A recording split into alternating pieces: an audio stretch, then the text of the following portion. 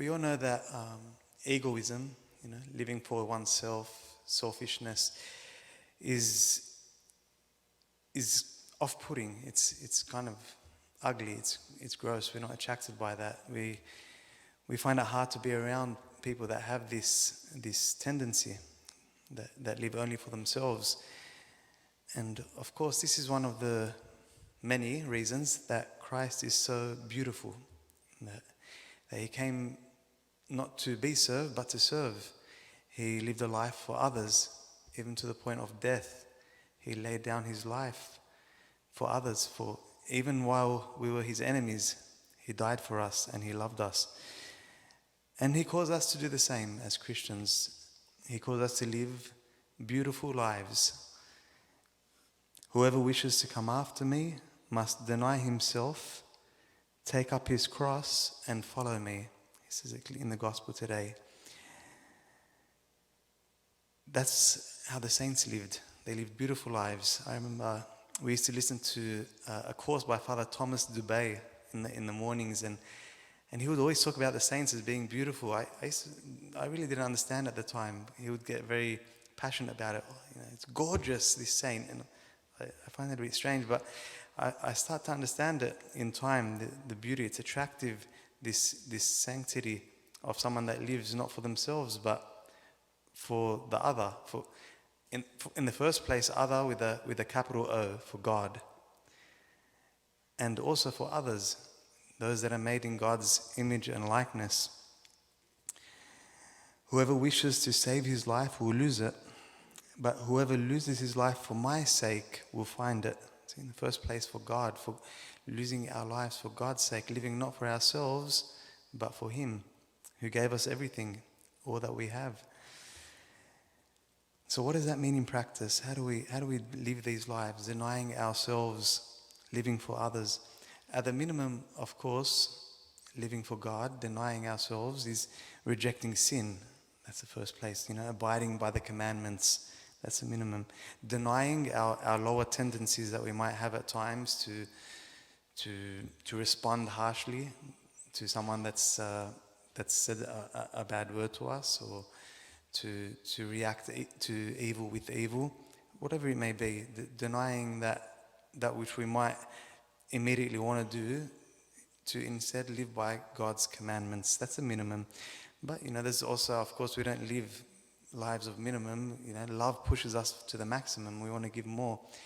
And so what some ideas that we can do to deny ourselves and live for God is, of course, spending time with him, going to adoration, spiritual reading, the Holy Mass more frequently, giving time to nurture that in prayer, to nurture that relationship with God. Also with our neighbor, how do we do that? We deny ourselves and we live for the other. So we think of the corporal and spiritual works of mercy, visiting the sick, the elderly, the dying, we giving to those that have need, praying for those, for the conversion of sinners, for those that have no one to pray for them. There's a whole list of spiritual and corporal works of mercy.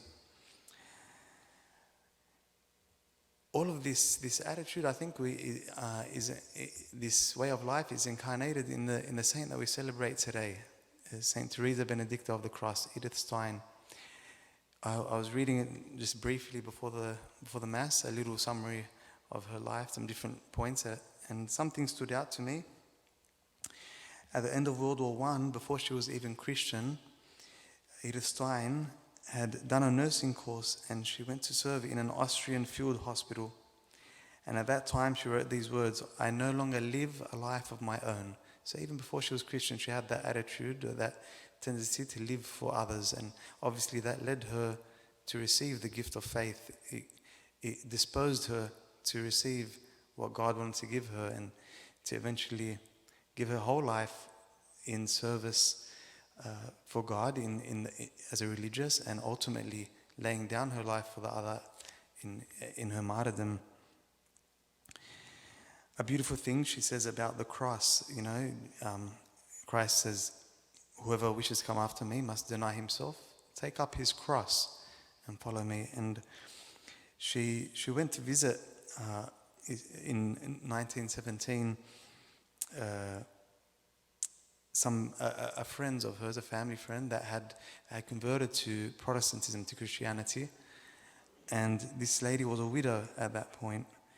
And she says that at the beginning she felt uneasy about meeting the young widow, but was surprised when she actually met with a woman of faith. And these were her words. She says, "This was my first encounter with the cross and the divine power it imparts to those who bear it. It was a moment when my unbelief collapsed and Christ began to shine his light on me. Christ in the mystery of the cross." So, words that encourage us to accept, to embrace the crosses. There's those little sufferings that we can't avoid, that we find in our lives, and embrace them with a Christian attitude.